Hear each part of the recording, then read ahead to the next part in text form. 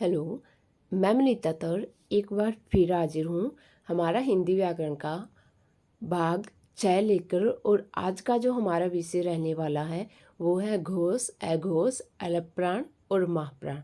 तो आइए शुरुआत करते हैं। वैसे तो व्यंजनों को हमने पढ़ लिया था, लेकिन उसका एक पार्ट रहता था बाह्य प्रयत्न के आधार पर व्यंजन कितने प्रकार के होते हैं। तो आज आओ हम वही पढ़ते हैं। बाह्य प्रयत्न के आधार पर व्यंजनों को हम 4 भागों में बांट सकते हैं: घोष, अघोष, अलप्राण और महाप्राण। घोष जिन वर्णों के उच्चारण करते समय प्राणवायु में कंपन होने के कारण घोष या गूंज उत्पन्न होती है, उसे घोष कहते हैं। यानी जिन वर्णों का उच्चारण करेंगे तो हमारी जो स्वर तंत्रियाँ होती हैं उनके अंदर क्या पैदा होती है? कंपन पैदा होगी। प्रत्येक वर्ग के अंतिम 3 वर्ण घोष में प्रत्येक वर्ग के अंतिम 3 आएंगे, जैसे ग, घ, ड़, ज, छ, न। इस तरह से 3 तो ये हो जाते हैं। और लास्ट में इनके अलावा याद रखने वाली बात ये है, य, र, ल, व, इनको भी क्या किया गया है? शामिल किया गया है। व्यंजन तो होते हैं 20, लेकिन इसके अंदर 10 स्वर को भी शामिल कर लिया गया है, जिसकी वजह से इनकी टोटल संख्या हो जाती है 30। अगर टोटल वर्णमाला के अंदर से पूछ लिया जाए तो संख्या आएगी 30, और व्यंजन के अंदर से पूछ लिया जाए घोष कितने होते हैं तो संख्या आएगी हमारी 20 आएगी। स्वरों के अंदर जो शुरुआत के जो 10 स्वर हैं उनको शामिल किया गया है। अब तक इनको क्या किया गया है? शामिल किया गया है। अब देखिए दूसरा देखते हैं अघोष। जिन व्यंजनों के या जिन वर्णों के उच्चारण में प्राणवायु में कंपन नहीं होती उन्हें अघोष कहते हैं। सभी वर्गों के पहले और दूसरे, देखो तीसरा, चौथा, पांचवा तो घोष में आ चुका है। अब बाकी पीछे क्या बचते हैं? पहला दूसरा ही तो बचता है। तो अघोष में कौन कौन से आएंगे? पहला और दूसरा आएगा। इसके अलावा इसमें जो याद करने वाला इम्पोर्टेंट वो देखना है अपने, जो उस समय वो इसके अंदर आएंगे श, स और स। तीनों स इसके अंदर क्या होते हैं? शामिल। स सलगम वाला मूर्धन्य है, करवाया था, मूर्धा में लगेगी, सलगम खाएंगे, तालव्य में लगेगी अगर सलगम खाएंगे। स सलगम, स षटकोण, स मूर्धन्य की तरह है तो मूर्धन्य वाला स, और स सड़क, और सड़क पे गिरेंगे तो दांत टूटेंगे। तो स तालव्य वाला, स मूर्धन्य वाला और स सड़क वाला, तीनों के तीनों अघोष में शामिल हैं।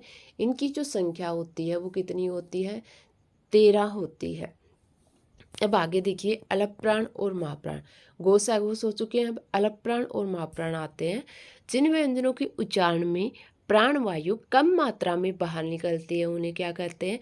अलप्राण। अलप का मतलब होता है कम, कम मात्रा में जब वायु या हवा मुख से निकले तो अलप्राण, और ज़्यादा में निकले तो महाप्राण। सभी वर्गों का पहला, तीसरा और पांचवा, इनमें कंफ्यूज नहीं होना है। घोष के अंदर तीसरा, चौथा, पांचवा आता है।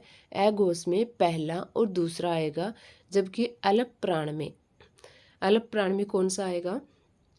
पहला, तीसरा और पांचवा। पहला, तीसरा, पांचवा। देखो जब 1 2 3 4 5 इनकी सीरीज बनती है तो अल्प संख्या में कौन होता है? एक तो एक होता है, तीन होता है, तो उससे याद रख लेना भाई पहला तो अल्प ही है संख्या में, पहला, तीसरा और पांचवा। और इसके अंदर य, र, ल, व और सभी स्वर किस में आएंगे? अल्प प्राण में। एक तो सारे स्वर अल्प प्राण में आ रहे हैं, और पहले वाले में सारे स्वर किस में आ रहे थे? घोष के अंदर आते थे। महाप्राण। जिन वर्णों के उच्चारण में प्राणवायु अधिक मात्रा में बाहर निकलती है वे महाप्राण कहलाते हैं। प्रत्येक वर्ग का दूसरा और चौथा क्या कहलाएंगे? महाप्राण। दूसरा, चौथा महाप्राण कहलाता है। इसके अलावा महाप्राण में अपने स और है को भी क्या किया गया है? शामिल किया गया है। एक बार नीचे सारणी दे रखी है, इसके अंदर देखना अलप्राण महाप्राण दे रखे हैं। अलप 1 3 5 अलप। अलप देखो संख्या में कम होते हैं, तो थोड़ा इस तरह से माइंड में बिठा लेना और इनको कहीं नोट करके रखना, ताकि इनमें कन्फ्यूजन बहुत ज़्यादा होता है। जब भी कन्फ्यूजन हो तो हम इनको रिवाइज करते रहें। अलप, यहाँ पे जो हम संख्याएं देख रहे हैं 1 2 3 4 5, तो इनमें सबसे कम कौन सा है? 1 है। और 1 किस में आता है? अलप में। 1 के बाद हमें पता है 1 3 5, एक एक का गैप देकर 1 3 5, 1 2 से अल्प है और 3 4 से अल्प है। तो 1 3 5 क्या आएंगे? अल्प प्राण आएंगे। अब महाप्राण देखिए, 2 और 4 क्या है? महाप्राण है। या इस तरह से याद रखिए कि दोनों ही क्या हैं? सम संख्याएं हैं। महान 2 4। इसके बाद एक बार रिवाइज करने के लिए थोड़ा सा और बताती तुम्हें। गैस गोस या गोस में बहुत ज़्यादा कन्फ्यूजन होता है, तो एक बार फिर देख लीजिए। देखो, प्रत्येक वर्ग का प्रथम और द्वितीय क्या कहलाता है? गोस। प्रथम और द्वितीय, इसके अलावा 3 से आएंगे। एगोस में कौन आएंगे? 3 से आएंगे। श स। प्रत्येक वर्ग का प्रथम और द्वितीय तीनों से आएंगे। एक बार सारणी में देखिए, प्रथम द्वितीय और उसम। प्रथम द्वितीय और किनको शामिल किया गया है? उसम को। प्रथम द्वितीय कैक है, च छ ट ठ त थ प फ। इसके बाद घोष देखिए,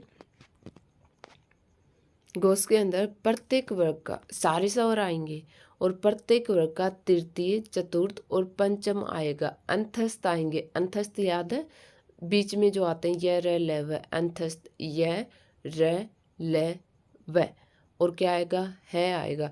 तीनों स किसके साथ गए? तीनों स गए अपने ए घोष के साथ। अब स वाली जो लाइन थी उसके अंदर है ही तो बचता है, तो है किस में आ जाएगा?